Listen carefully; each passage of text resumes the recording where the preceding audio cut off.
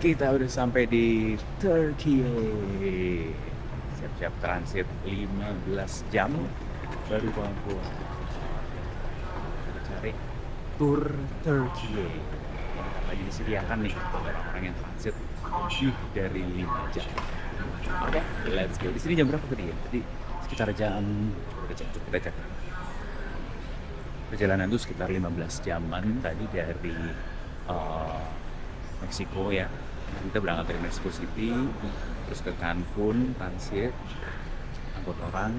Sekarang di sini jam 11, di Turki jam 11 siang. Kalau jam Meksiko mungkin udah jam 2 atau 15, ya 15 jam lah dari berangkatan, dari jam 9 pagi 15 jam gitu lah. Ada satu hal juga yang menarik kemarin di pesawat Emirates ya, iya pesawat Emirates saya mengalami sama di restoran fast food Popeyes di Turki. Ya ini habis makan, terus pengalaman apa nih? Pengalaman botol ini. Botol ini itu kalau dibuka, sorry goyang-goyang. Tuh, ya kan nyangkut, tutupnya nyangkut di bibir botolnya gitu. Ya, dengar-dengar kan emang kalau di negara-negara Eropa ya, atau di negara-negara Skandinavia gitu emang udah begitu tuh standarnya, tutup botolnya nggak lepas. Dan sepertinya kita secara umum mungkin bisa paham ya bahwa emang mengurangi sampah yang berceceran lah gitu. Karena kalau dengan nyatu gini kan jadi mungkin lebih gampang terangkut ya. Jadi mungkin manajemennya jadi lebih gampang. Tapi kok lepas-lepasan kecil-kecil gini kan takutnya ketinggalan, nggak keangkut, masuk ke dalam tanah, rusak alam kan gitu. Jadi bagus juga nih ya sebenarnya ternyata negara Skandinavia pernah dengar begitu, di pesawat Emirates kemarin begitu, dan di Popeyes di resto Turki begitu. Di Indonesia juga sepertinya ada sih, cuman memang belum secara umum gitu. Seperti itu. Ya enggak? Bagus tuh secontoh.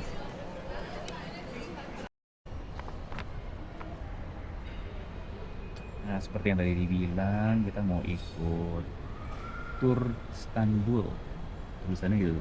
Turis, tourist, tourist Istanbul gabung. Turn your layover into a remarkable touristic experience. Free touristic experience. Asik. Macam-macam banget nih itinerary-nya macam-macam. Nah, kalau tadi kita ditawarin tur 19 sama tur 20. Tur 19 itu berangkat jam 4 sore. Tadi kan kita sampai agak siang ya di sini. Nah, jam 4 sore sampai jam setengah 10 malam, sama jam setengah 7 sampai jam 23. Nah, tadinya kita mau ikut yang T20 yang jam setengah 7 sampai jam 23, yaitu ke Bosporus. Cuman kayaknya cuma satu doang, kayaknya kurang asik, akhirnya tuker ke yang tur yang berangkat jam 4 sore. Macam-macam di sini. Column of Constantine, Nur Usmani Mosque, Grand Bazaar, Tomb of Mahmud II, Hippodrome itu German Fountain, Egyptian Obelisk, Serpentine Column, Walid Obelisk, Blue Mosque, Hagia Sophia Mosque, sama ada dinner. Jadi kita mau naik yang itu nih, mudah-mudahan sesuai sama itinerary di sini ya. Tur Istanbul. Nanti kita coba rekam semua ya, bikin kontennya ya. Kita lagi di Istanbul. Baru aja nyampe nih, baru aja keluar bis dari bandara tadi sekitar jam 4.10. Ini 4.15, 4.17, 5.15 lah nyampe di Istanbul. Sejam, lama juga ya, agak macet.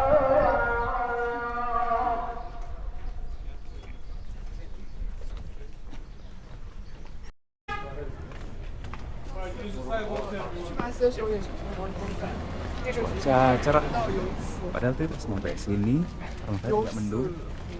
Di bandara tuh mendung, tapi pas keluar dari bandara udah mulai cerah. Ini kayak sekarang bisa dilihat sendiri, cuaca yang cerah.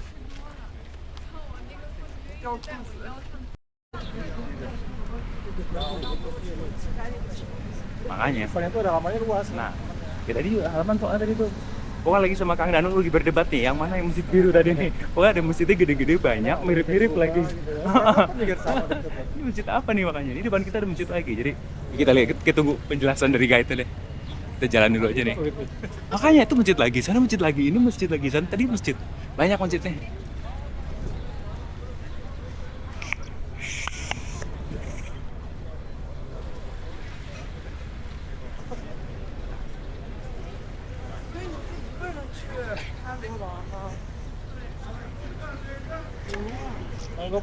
Bermotor di depannya. 你问中国人吗？哦，我学校汉语，我秀从哪里来sorry, I don't understand. Where are you from? Oh, I'm Indian, Indonesia. Yeah.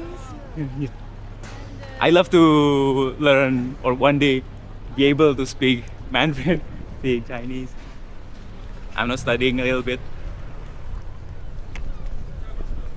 From which city are you in China? Beijing. Oh. Is Beijing one of the best cities for foreigners to study there? Yes. Yeah, yeah. I dream for my son to go there maybe someday. I have a son. I have a 16-year-old son. Oh my God. Yeah. Thank you.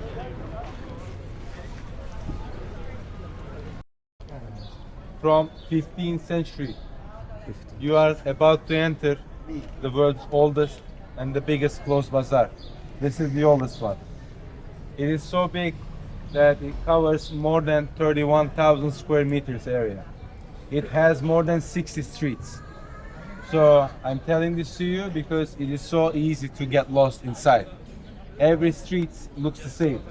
What I suggest to you, I brought you to the main street. When you go look back, you will see the entrance, and that is gate 1. Okay, gate number 1. You will go inside from 1, and you will come out of gate 1. If you get lost inside, just ask anybody, any shop owners, where the gate 1 is. They will tell you where it is, because they can talk also, by the way, multiple languages. Right? We will meet right back in here at 6:15. Okay, 6:15. We will meet here.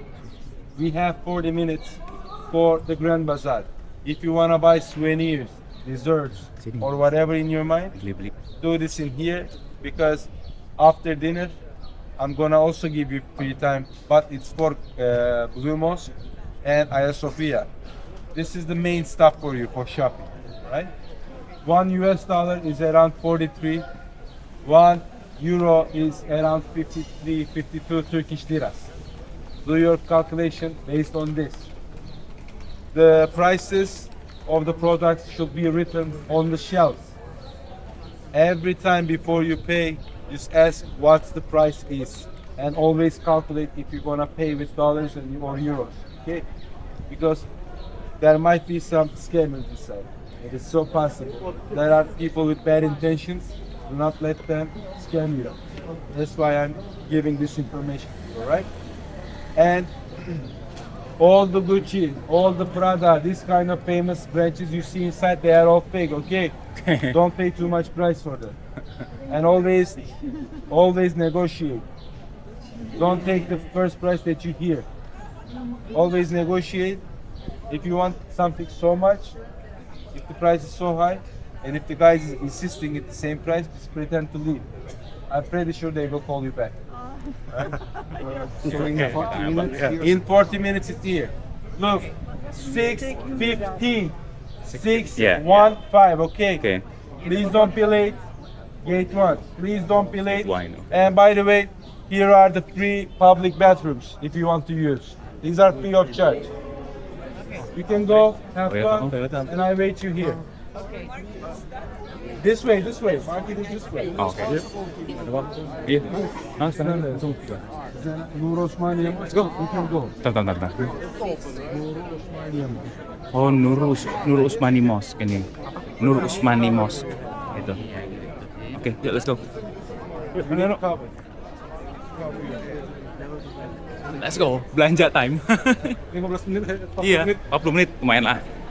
Nih, jadi kita pintu pertama ya. Oh ini bener, gate 1.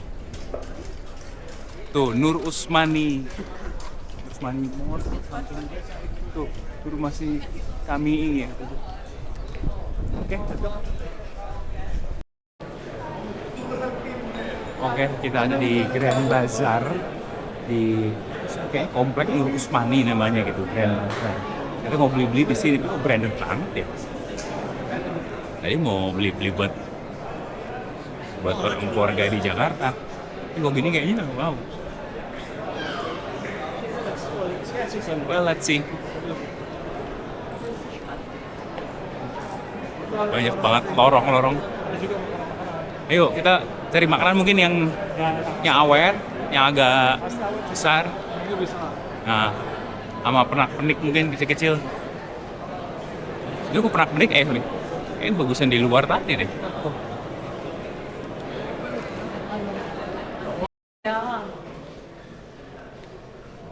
Kita coba belok ke jalan yang tidak utama. Masih kang. Ini begini, ntar ada. Ini nggak tunggu dua atau gimana?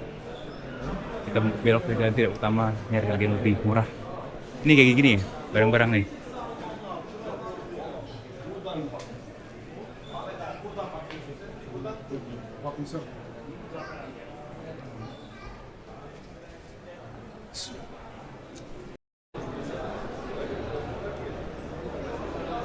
Oke, udah keliling, dapat sedikit lah yang buat kenang-kenangan. Nah, sekarang langsung menuju buru-buru, keburu tinggal. Ada waktu ini. Tunggu lagi nih. 8 menit lagi ditunggu soalnya. Oke, let's go, kita buru-buru. Mudah-mudahan nggak ketinggalan sih. Mudah-mudahan udah nggak ada yang kurang untuk ini buah tangan atau kenang-kenangan. Oke, lanjut lagi kita ke tujuan tur selanjutnya. Tadi udah di Nur Usmani Mosque, jadi masjid Nur Usmani yang di dekatnya ada Grand Bazaar. Itu ya berarti kayak kumpulnya toko-toko gitulah ya, kayak pasar di situ lah ya. Dan nih lumayan lah beli beberapa buat icip-icip. Habis itu kita jalan lagi menuju tempat selanjutnya, belum tahu di mana.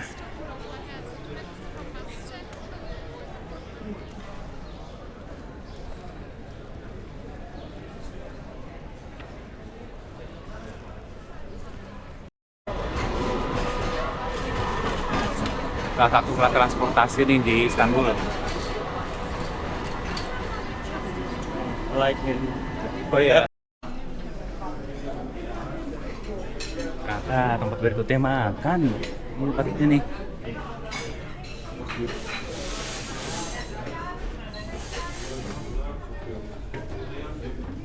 atas.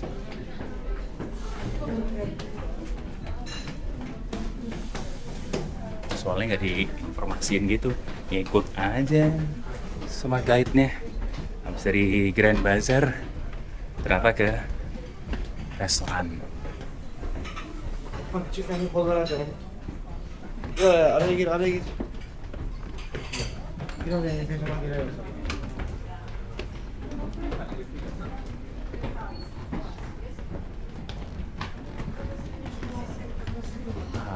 Kayaknya nyampe deh. Ini makan siangnya kayak begini. Jadi daging apa tadi begini?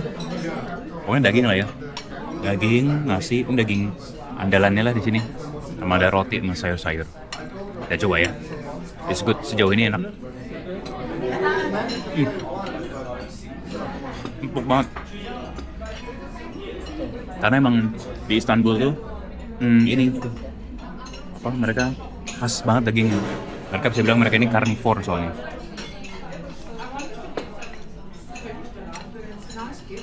Apa? Ngomong mana Jen? Bukan ngomong makan nanu.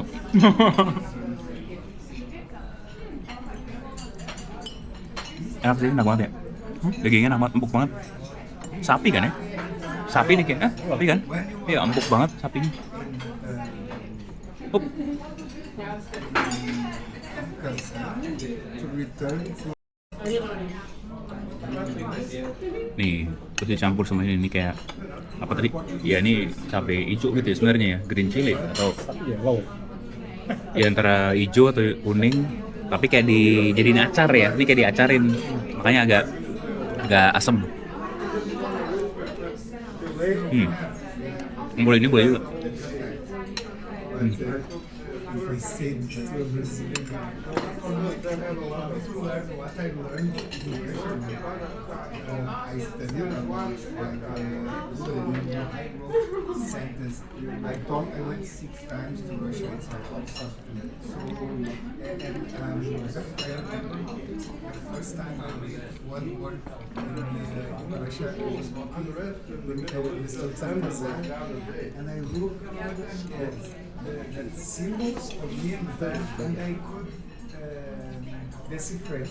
I could understand. I read Dodo pizza because Dodo was good, but for us, when I explain to my friends that C is S, that P is R, that Ini dagingnya aja lembut banget sebenarnya. Walaupun dikasih pisau, dipotong pakai garpu juga bisa. Tuh, lembut. Yang jelas emang ini sapi udah pasti, tapi nggak tahu cara masaknya gimana. Pakein sambal deh. Ambilin juga sama roti. Many in Europe. This is Germany. Roxin.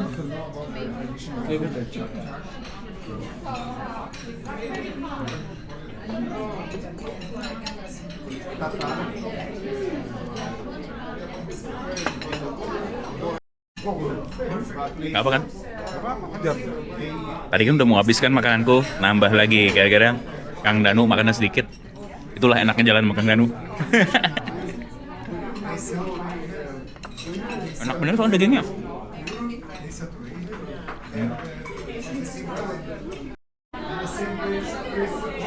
Kang Danu nggak habis juga di makanan yang ini ya. Cuman aku nggak mau ngabisin, soalnya punya aku juga nggak habis. Rasanya manis gitu, manis. Kayak apa ya? Ini kayak apa sih berarti kalau di Indonesia nih? Kayak Bika Ambon nggak sih? Ya kayak Bika Ambon gitu ya. Ya, gitulah. Bika Ambon, manis-manis gitu. Kenyang aja sih. Terus ngabisin daging Kang Danu aja kenyang. Nah kita sekali-sekali nyoda dulu.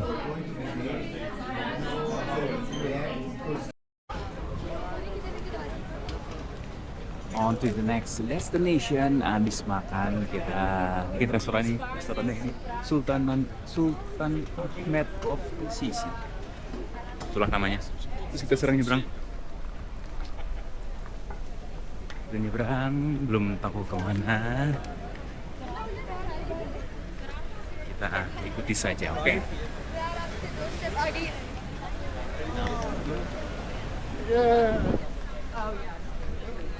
Wih, lagi bangun masjid juga nih, Kang. Emang gaya masjidnya gitu-gitu ya? Mereka lagi bangun masjid tuh sebelah kiri. Emang gayanya begitu ya? Gaya masjidnya. Terus sebelah kiri ya? Gayanya emang gitu-gitu ya masjidnya? Mirip-mirip, serupa-serupa. Ada di Jakarta, di Indonesia ada yang mirip ini. Di mana? Mana ya? And how long is the trip from here to another flight? Di Istanbul kan ada Selat Bosforus kan. Oh itu ada transportasinya Bosforus. Oh Reno. Oh itu Hagia Sophia lagi di Reno. Lagi di maintain gitu. Most part because they direct to the entrance of gallery floors where you need to pay 25 euros. They want to make money. That's why. Or else there is no discrimination. It's not because of that. But on the other hand, we can go to the Blue Mosque for free.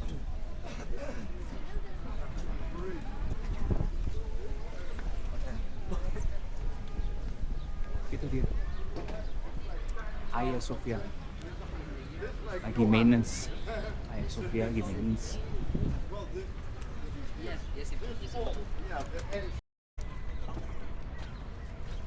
Ya, kalau yang sebelah kiri saya ini, kiri depan ini ada Blue Mosque. Ya, yang belakang sana, yang kiri lah Hagia Sophia. Dulu kesini pernah nih, waktu tur transit mau badal umroh almarhum bapak.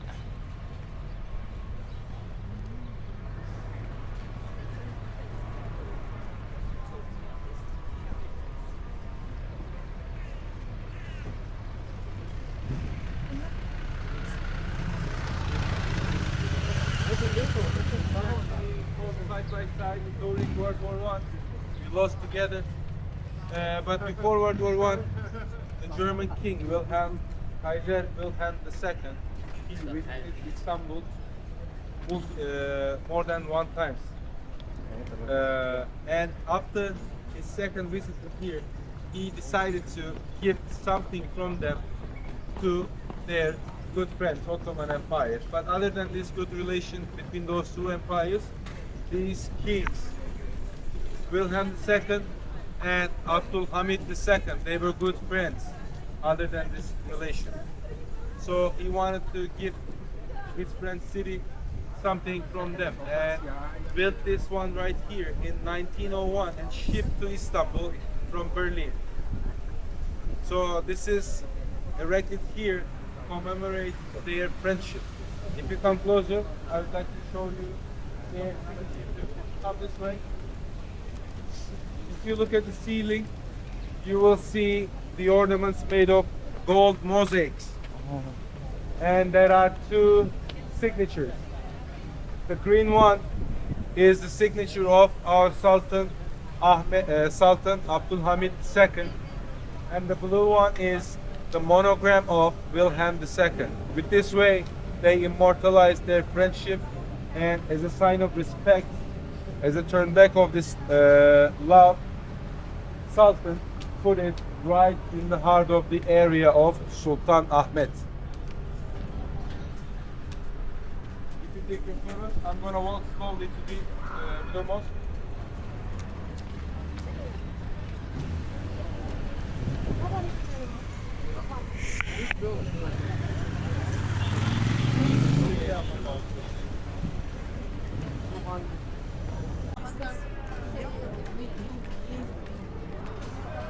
Dulu beli salah satu di sini nih, beli ini kain kashmir nih sebelah kiri sana.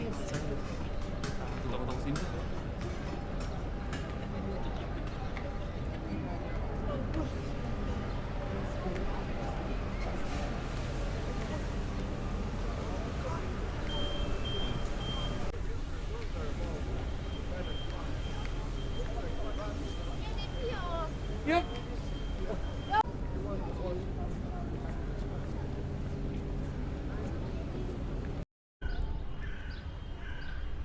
Oh, ini Obelix. Ini Obelix nih. Sama-sama ini. Ya, ini Obelix.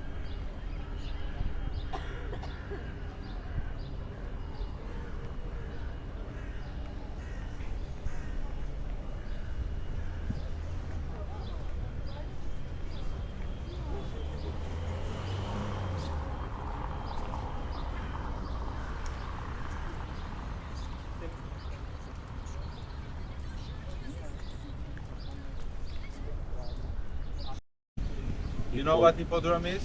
Yeah. For today. Hippodrome. Horse racings. Does it ring a bell? Yeah. Back then, the Romans in the second century, the Roman Emperor Septimus Severus, he decided to construct here a stadium for the Romans to have entertainment. And they didn't only organize chariot racings in here, as I said in the bus. They also throw concerts. They organized their gladiator fights here. Oh, They did coronation ceremonies. Or if the king wanted to give a speech in front of all his people, this was the area that Romans used. In the beginning, the capacity was around 40,000, but after Constantine the Great changed the capital from here, from Rome to here, this capacity extended to around 100,000. It is crazy number. I don't know if you can imagine 100,000 capacity stadium, but it's really big. It's so big. And Constantine the Great also bring some monuments from different sites in Roman Empire, such as Egyptian obelisk, which is right behind your back, right there. Egyptian obelisk. This is the oldest monument in the entire city. Dates back to the 15th century BC. 15th century BC. 15th century The oldest BC. thing. And it was built in Egypt by the pharaoh Moses III. He built this Moses the monument third. Firaun Moses to the pay respect to the ancient Egyptian gods, which were Amun, Horus, and Ra. One part was dedicated to Pharaoh himself, and you see some shapes around it. For those, if you don't know, these are hieroglyphs, ancient Egyptian alphabet, and every part was written to praise those Egyptian gods' honors. These are all praising words. But the site was dedicated to Moses III, was written after he died by his nation.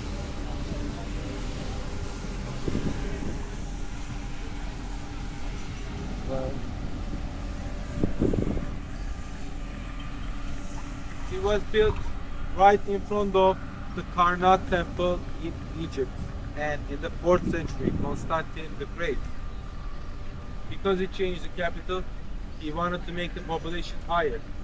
For that, he knew that he needed to make this place an attraction center for people to move. So he decided to bring this kind of monument to here. And the first one that he decided to bring this one, but unfortunately he couldn't bring it because of lack of logistics, and it was too heavy actually. We are now looking at only almost the half of it. Originally it was 32 meters long and it was over 300 tons made of granite.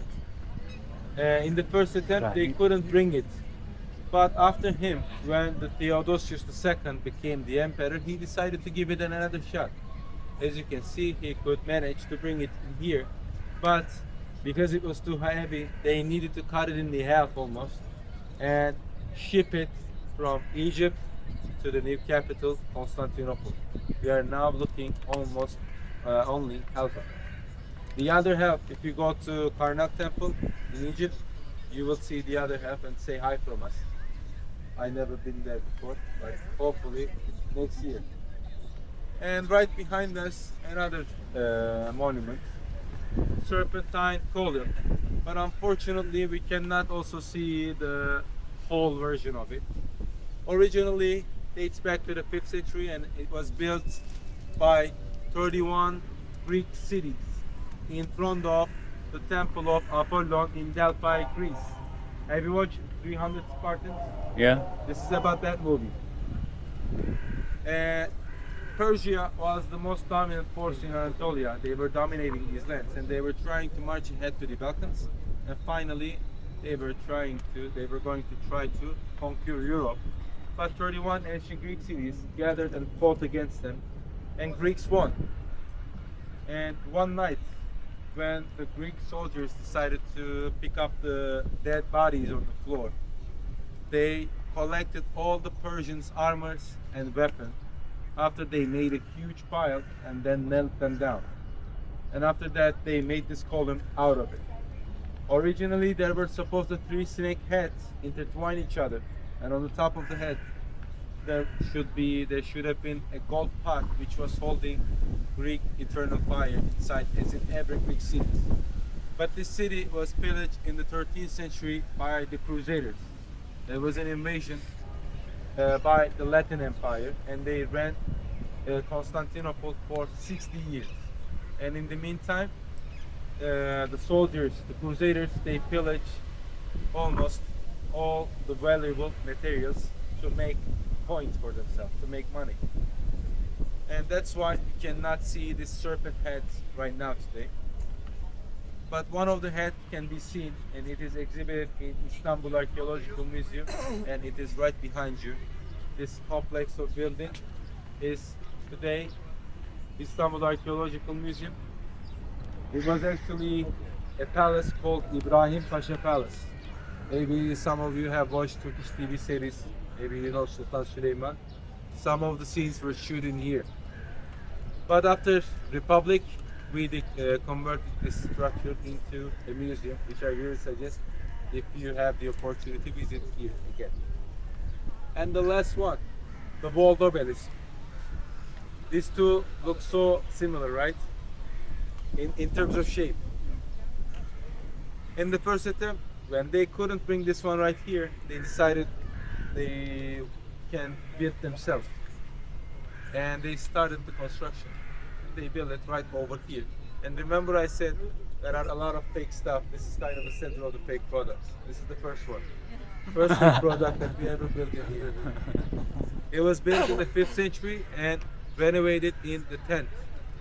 After renovated by Constantine IX in the 10th century, it was covered with bronze gilded plates. But unfortunately, Crusaders took them too.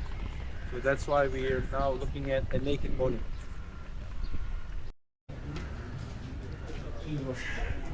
This is the Blue Mosque, Masjid Biru.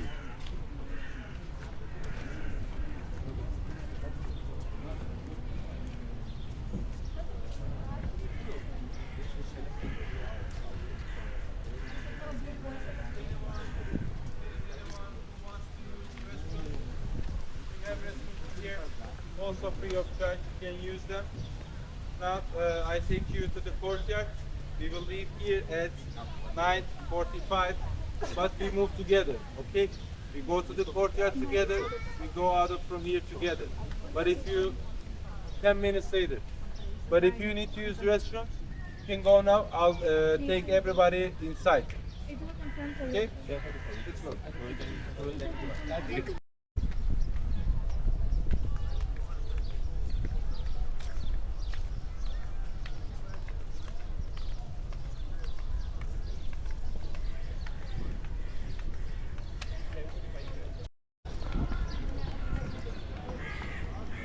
Oke, sekarang kita masuk ke Masjid Biru.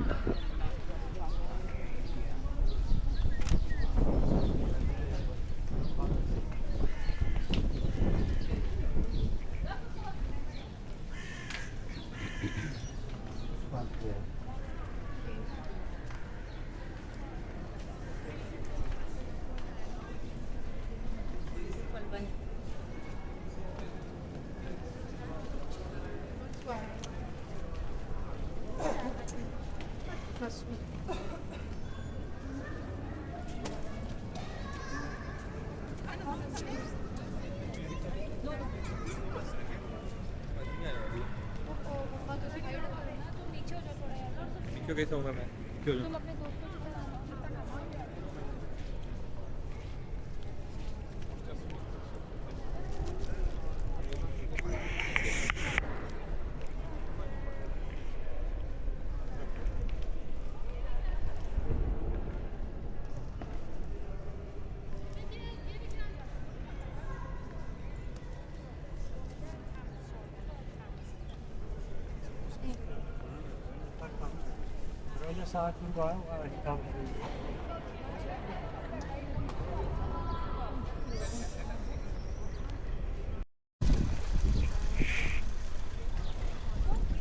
Oke, sekarang kita jalan balik ke bis mau ke bandara.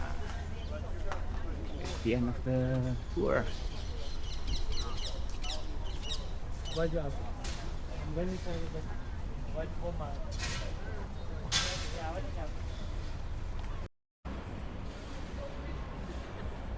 Tadi sampai bandara sekitar jam 9 atau setengah 10 malam waktu Turki. Tapi itu pun aja masih kayak maghrib kok di sini karena mungkin emang lagi summer ya. Terus nunggu pesawatnya karena masih transit masih lama. Ini baru jam Sekarang jam 12 lewat 12, 00.12. Informasi gate-nya belum keluar. Udah ya? Udah berubah tempat belum? Oh belum. Oh iya belum. Nah, karena di jadwalnya 00.15 keluar jadwal gate, baru kita terbang ke Jakarta, kita pulang.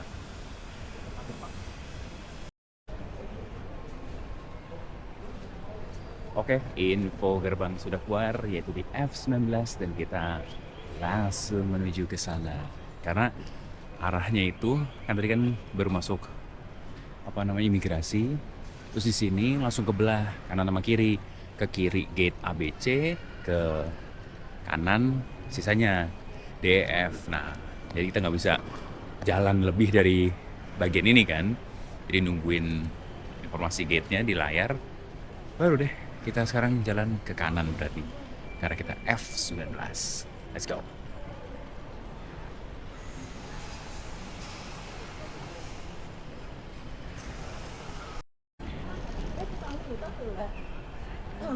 Oh, F19 gate paling terakhir itu.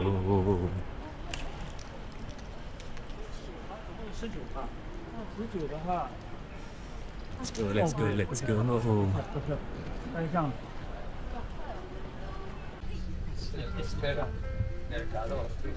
Finally we're on board.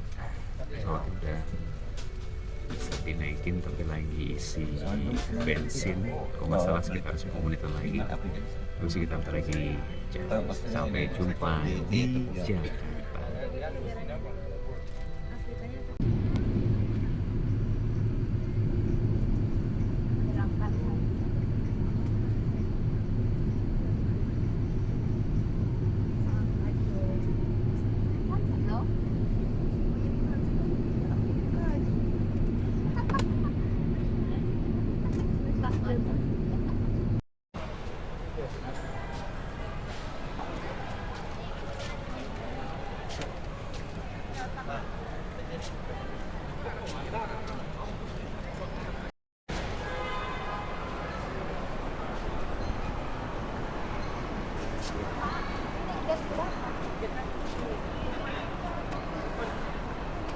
Halo.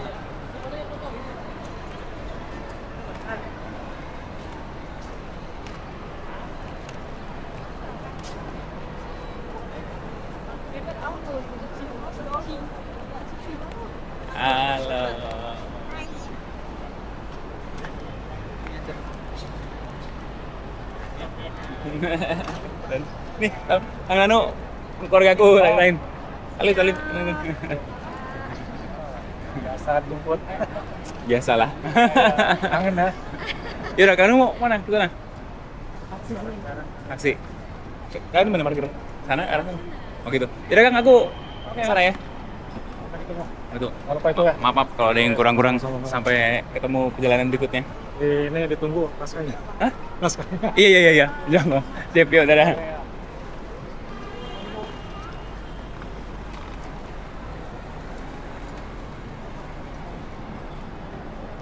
Yeay, ketemu lagi. Ya, pakai topi. Apa udah? Rekam ada aja. Ngapain masih pakai itu? Nggak di-record kan? Record inilah. Oh, di-record. Record lah. Justru. Jadi kakak. Kegedean ya kalau pakai ya. Jadi gitu perjalanan kita meliput. Sampai jumpa di journey selanjutnya.